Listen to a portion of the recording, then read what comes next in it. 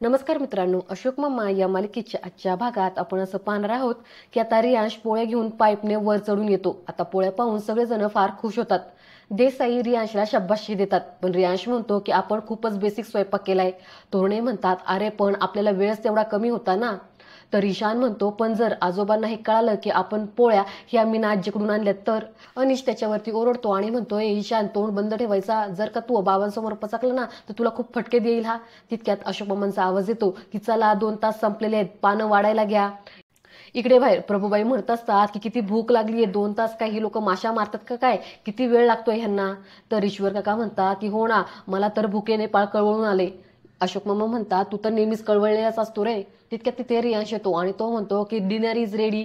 आता असं म्हटल्यावर इकडे बायका सगळ्या खुश होतात आणि सगळं काही पदार्थ टेबलवरती मांडतो आणि त्याला रियांश ते पदार्थ उडून दाखवतो. तो म्हणतो की हे बघा, बासमती राईस, आमटी, हुसळ, खीर. आता हे सगळं दाखवल्यावरती प्रभूबाई म्हणतात, आणि पापड नाही का.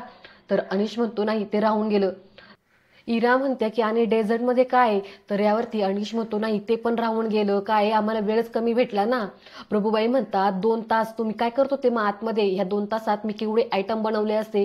आता ईश्वर काका म्हणतात, पर ते जाऊ द्या, ताट वाढायला घ्या. अरे भुकेने मी कळवळलोय. असं म्हटल्यावरती आता अनिश ताट वाढायला घेतो, एक ताट तयार करतो आणि अशोक मामांना देत म्हणतो की बाबा, तुम्ही सेलिब्रिटी शेफ आहात ना, मग पहिल्यांदा तुम्ही चाखून पहा आणि सांगा कसं झाले ते. आता अशोक मामा जरा घाबरतात आणि म्हणतात, काय मीच चाखायला हवंय ते. तर पुरुष मंडळी सगळी म्हणतात, हो मग तर. पुढे आता अशोक मामा घाबरतच एक चमचा घेतात आणि आमटीमध्ये बुडून थोडासा चाखून पाहतात आणि म्हणतात की हळद. तर तुषार म्हणतो की टाकली ना. अशोक मामा म्हणतात जास्त झाली. पुढे आता अशोक मामा हुसळ चाखून पाहतात आणि म्हणतात की मीठ. तुषार म्हणतो हो ते पण टाकले. अशोक मामा म्हणतात ते जास्त झाले. तर प्रभूबाई म्हणतात की मला दुसरी भाजी हवी आणि मला कोशिंबीर पण हवी, पापड हवेत, ते पण भाजले नाहीत, तळलेले हवेत, आणि ही काय खीर केली आहे, मला गुलाबजाम हवेत. तर देसाई म्हणतात की ओ प्रभूबाई, आजच्या दिवस करा ना ऍडजस्ट, इतक्या मेहनतीने आम्ही सगळं काही बनवलंय, त्याचं काहीच नाही का, जे मिळेल ना ते खा आता. तर अशोक मामा म्हणतात, काय मग असेच नावं ठेवतात ना तुम्ही पण जेवणाला, त्या रोज जेवण करतात. आपण काय करतो, पानावर बसून फक्त त्यांच्या चुका काढतो, अन्न टाकून देतो, मोबाईल बघत बसतो आणि त्यांना मध्ये मध्ये ऑर्डर करत सुटतो. कळलं आता, नुसतं पैशाने पोट भरत नसतं, त्यासाठी अजूनही जेवावंच लागतं आणि ते करण्यासाठी चटके सोचावे लागतात. कळलं तुम्हाला सगळ्यांना, आपण जे जे त्यांना त्रास देतो त्यांच्यासोबत त्यांना किती भोगावं लागतं ते काय कळतंय का नाही. आता यावरती देसाई रुपालीला म्हणतात की रुपाली सॉरी, आय मीन सगळ्याच महिला मंडळाला सॉरी.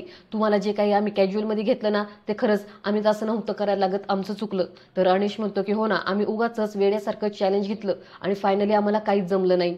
तर अशोक मामा हसत म्हणतात, जमलं ना, पोळ्या जमल्या ना, त्या तुम्हीच केल्यात ना. आता हे सगळेजण म्हणतात की हो हो आम्हीच केलेत. तितक्यात आता अनिशला मीनाचा फोन येतो. अशोक मामा ते पाहतात आणि पटकनी त्याच्या हातातून फोन काढून घेतात आणि फोन आता स्पीकरवरती ठेवतात. तिकडून भैरवीची आई मीना म्हणते, काय रे अनिश, पोळ्या मिळाल्या का तुम्हाला, सगळं काय ठीक झालं ना, आणि भाऊजींना तर कळालं नाही ना यातलं काही. अशोक मामा म्हणतात, नव्हतं कळालं पण आत्ता कळालं. असं म्हटल्यावरती आता मीना इकडून म्हणते, अरे देवा, असं म्हणत पटकीनी फोन कट करून टाकते. तर भैरवी म्हणते, अरे अनिश, हे काय तू आईकडून पोळ्या मागून घेतल्यास, व्हॉट रबिश. तर प्रभूबाई म्हणतात, पण मला एक कळा नाही, ह्या पोळ्या किचनमध्ये आल्या तरी कसं काय, आम्ही तर सगळे जण बाहेरच बसलो होतो. ईशान म्हणतो, ते काय ना, रियांश दादा खाली गेला पाईपने आणि तिथून पोळ्या घेऊन आला. असं म्हटल्यावर ते आता सगळ्यांनाच जरा शॉक बसतो. तर अशोक मामा अनिशवरती ओरडतात आणि म्हणतात, अरे अनिश, काय तू इथे पण खोटा वागलास. अनिश घाबरतो आणि म्हणतो की सॉरी बाबा, सॉरी, खरंच सॉरी, तुम्ही द्याल ना ती शिक्षा भोगायला मी तयार आहे. अशोक मामा म्हणतात, शिक्षा तर होणारच आहे. आता हे आणणी जेवण तुम्ही केलेलं आहे ना ते तुम्ही सगळ्यांनी संपवायचं. असं म्हटल्यावरती आता पुरुष मंडळी सगळे जर करतात की काय. तर अशोक मामा म्हणतात की हो, ही शिक्षा आहे तुम्हाला, तुम्ही बनवलंय ना, मग आता हे टाकून द्यायचं नाही, हे सगळं तुम्हीच खायचं.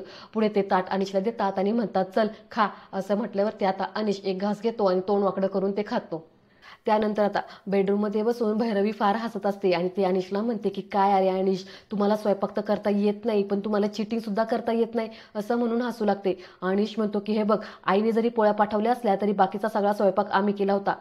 भैरवी म्हणते की हां, आळणी पानसट, अल्टिमेटली सगळं काही मलाच रिपेअर करावं लागलं. अनिश म्हणतो की हो, पण आम्ही सगळी काही मेहनत घेतली, त्याचं तुला काहीच कौतुक नाही का.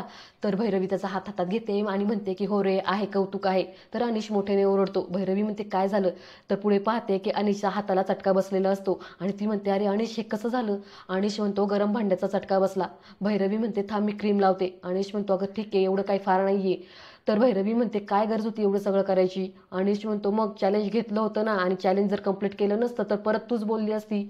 भैरवी म्हणते, ते तर मी तुला आत्ताही बोलते.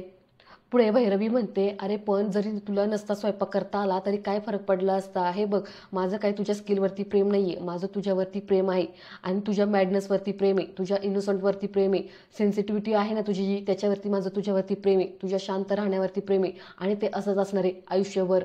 असं म्हटल्यावरती आता अनिश तिला जवळ घेतो आणि म्हणतो की I love you so much. त्यानंतर आता दुसऱ्या दिवशी सकाळी यांची गडबड चालूच असते आणि आता कॉलेजला, ऑफिसला आणि शाळेला जायला सगळेजण तयार झालेले असतात. ईशान मात्र शांत बसलेला असतो. भैरवी विचारते की ईशान काय झालं, तुला बरं वाटत नाहीये का?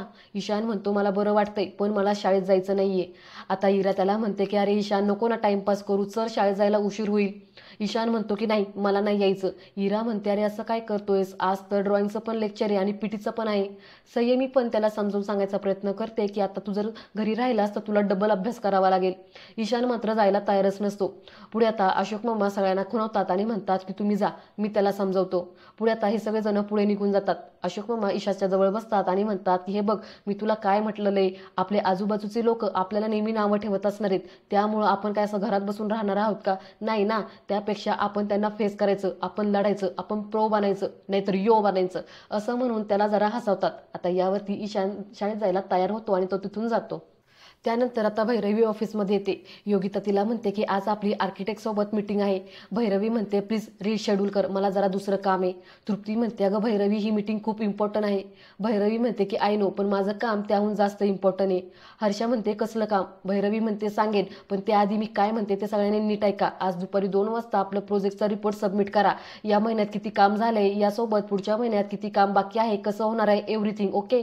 तर गायधनी म्हणतात की माझगावकर आजच सबमिट करणारच आहेत. इनफॅक्ट टीमचा रिपोर्ट त्यांनी तयार सुद्धा केल्याची चर्चा आहे. हर्षा म्हणते की 1 मिनिट हँग ऑन, माझगावकर अजून का आले नाहीयेत की येणारच नाहीयेत, मग त्यांची कामं कोण करणार आहे? तर भैरवी म्हणते कोणी कशाला करायला हवीत, ते स्वतःच त्यांची कामं करतील. तर हर्षा म्हणते की पण अगं त्या नोटीसचं. भैरवी म्हणते ती नोटीसचं काय करायचं ना ते मी बघल, माझगावकर कुठेही जाणार नाहीत. इनफॅक्ट मी आत्ताच हेड ऑफिसमध्ये त्यांच्यासाठीच बोलायला जाते. आय एम शुअर नक्कीच काहीतरी मार्ग निघेल.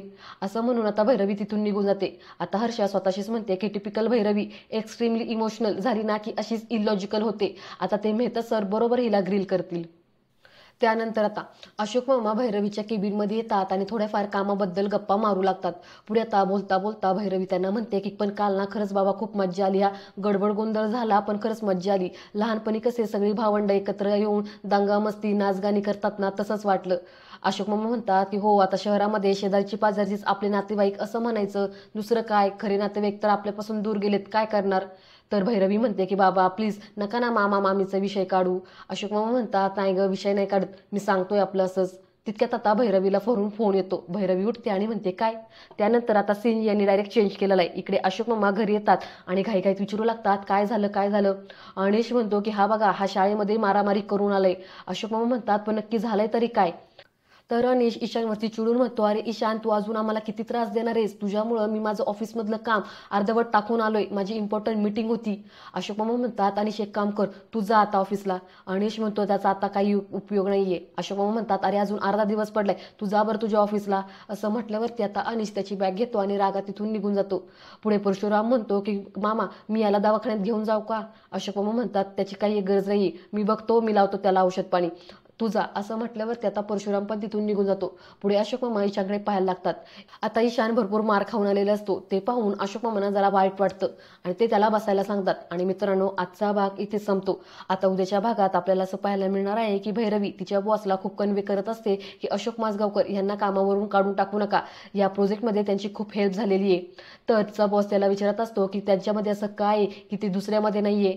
तर भैरवी म्हणते त्यांच्यामध्ये खूप साऱ्या गोष्टीत, एखाद्या वेळेस तुम्ही मला काढा कामावरून पण त्यांना काढू नका. तर मित्रांनो, आता उद्याच्या भागात आपल्याला पाहायला मिळेल की अशोक मामांची नोकरी जातीये का राहते ती. तर आजचा भाग तुम्हाला कसा वाटला ते मला कमेंटमध्ये नक्की सांगा आणि पुढचा भाग पाहण्यासाठी चॅनलला सबस्क्राईब करा. धन्यवाद.